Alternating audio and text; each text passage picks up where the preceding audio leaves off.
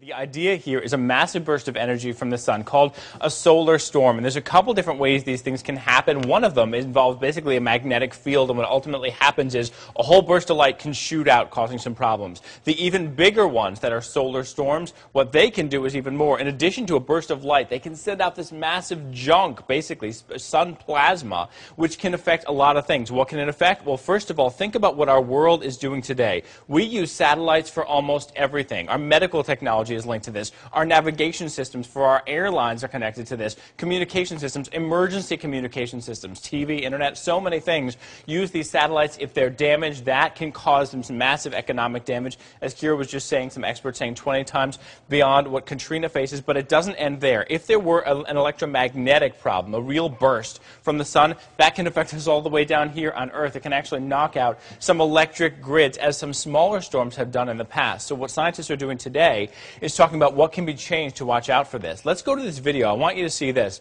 This is from April, and as we're looking at this, I want to tell you the exact words that NASA put along with this. From April 19, 2010, this was an observation of one of the most massive eruptions in years. They said Earth was not in the line of fire this time. That's their words, not in the line of fire this time. So what are the stakes here? Let's come back to my screen. I want you to see some information. First of all, this is a quote that I have for you from a NASA official here who is the head of the heliophysics department, watches out for the sun. The sun is waking up, he says, from a deep slumber. Richard Fisher, take a look at this now here. The cost could reach $2 trillion in 1 year if there were one of these huge storms. This is according to a National Science Foundation study funded by NASA, and that study is the one saying the economic impact in that sense could be 20 times greater than what happened on Hurricane Katrina.